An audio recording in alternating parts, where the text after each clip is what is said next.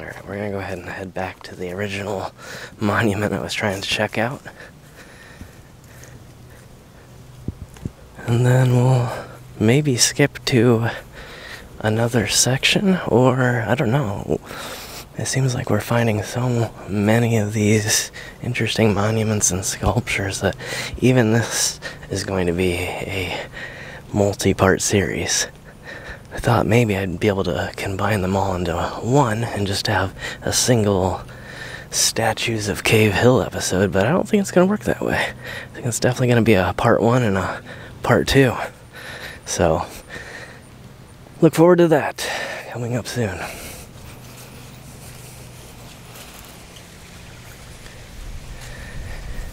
Okay, so this is actually the memorial I wanted to check out, and on this side you can see there is absolutely writing, so we can tell who's here and what this memorial is. And again, it looks like early to mid 1800s, excuse me, 1819 to 1858 for Anna Grant, and what's that say? M.O.H. Norton, 1816 to 1872. It's interesting that even way back then, unless that's just her maiden name, it kind of appears that she didn't take her husband's name, which would have been unusual back then. Not that there's anything wrong with that, but just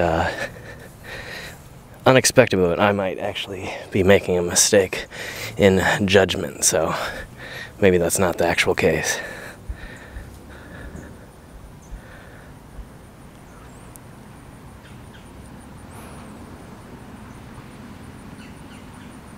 Quite the unusual pose. Almost antagonistic, I don't know.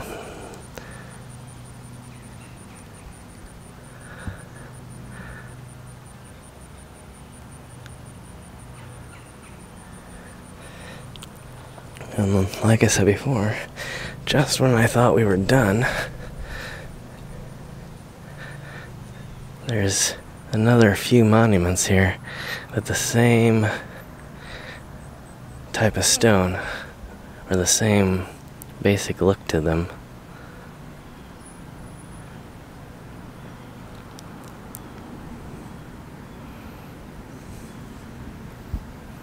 And at the very bottom here, you can actually, like, on some, but not all, see the inscription of the company that made the memorial. So it's kind of interesting to see.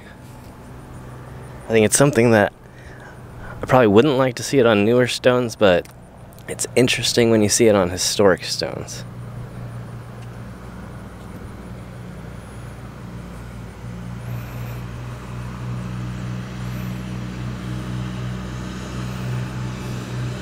So I thought for a second this was actually a pet burial, but it's not. It's actually a memorial where they dedicated, or put a image of the person's favorite pet up on the top. So that's kind of interesting, and you can see it in the writing too below.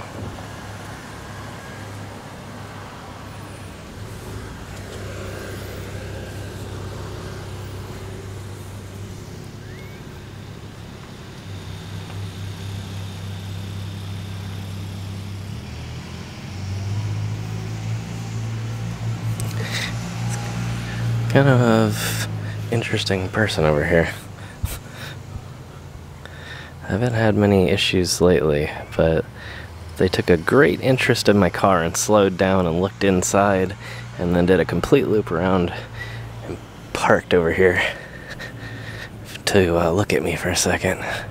And now they're going, but who knows? Oh, nope. Now that they saw me again, they hit the brakes. This is what I'm talking about. Like, you can obviously tell the difference between people just reading in a cemetery and someone taking it into their own hands to be personal security. Because I can tell you from experience, all the maintenance workers here are really friendly and have waved at me several different times. I must have had 15 different maintenance workers wave at me and ask me how I'm doing. They can see my camera. They do not care. However, occasionally the random visitors take an interest. But this is an interesting one here. Really elaborate top.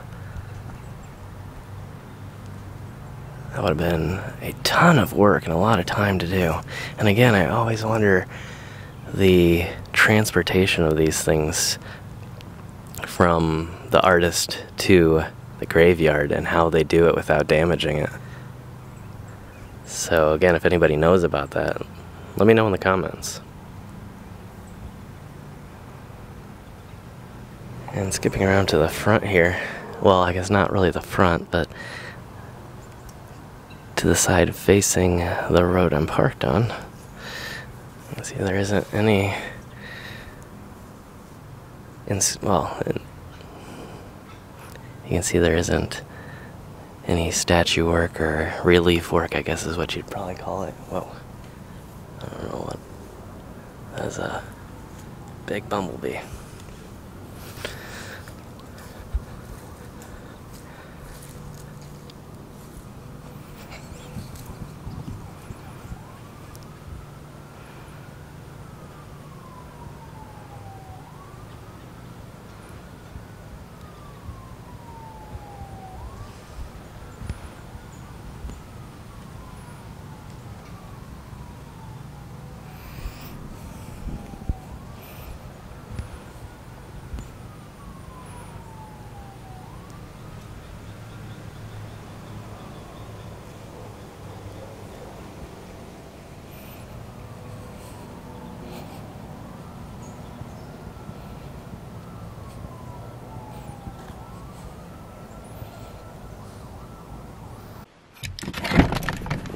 Alright, I'm not sure what part of this series this is going to be on.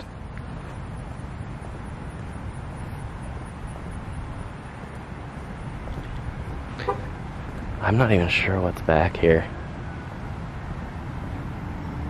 But there's a huge drop off at the end. It says no parking. I'm guessing this might be a maintenance thing. I don't know, or it's a new section that's not open yet. But it looks like there's a view, and maybe it was an old entrance. You can see that it is a locked gate here, but what in the world?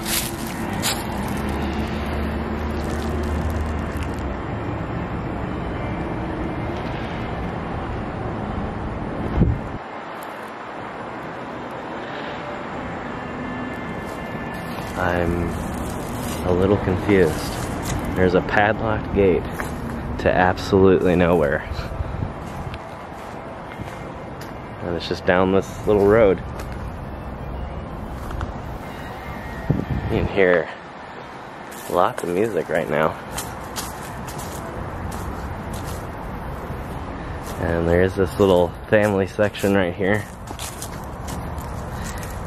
I think this is pretty new though. And this is one of the far edges of the property, I guess. And yeah, these are mostly new. I don't want to get too much of this on film, but it's really amazing and beautiful. You can see how it's carved out to kind of be like this little, very private section.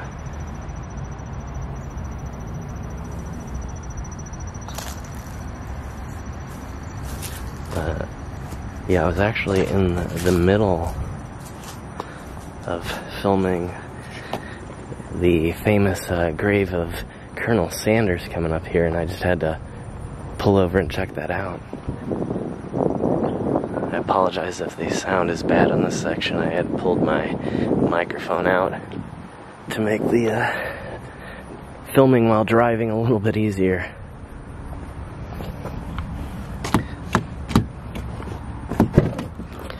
Alright, let's head forward to the next set of mausoleums.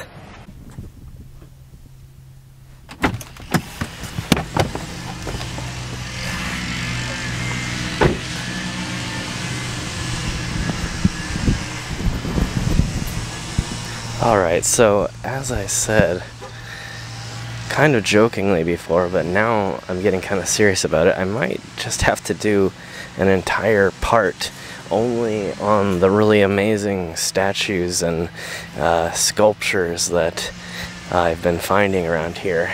And this is no different. Again, I'm not really sure 100% what part of the series this is going to be in, but as you can see coming up here,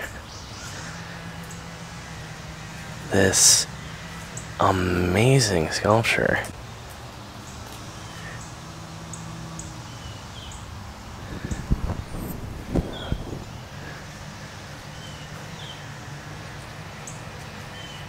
And you can see it looks like somebody has done some repair work. There's a strap that's been placed to secure it a little bit better. I don't know if that's temporary or not, but how amazing is this? This is really unique. But fairly new, so I'm not gonna film too much of it, but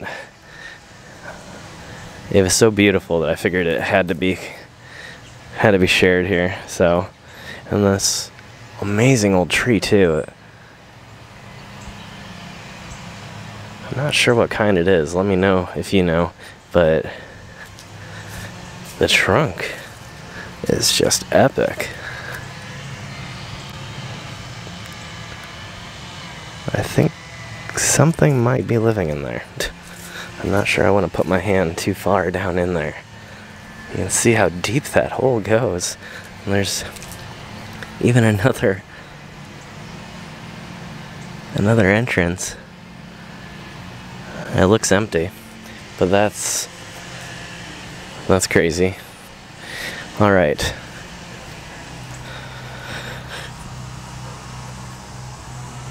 This looks mostly unused. This is kind of a newer section, so I'm not going to spend too much time here. But again, an incredible series. So make sure you stay tuned for lots more.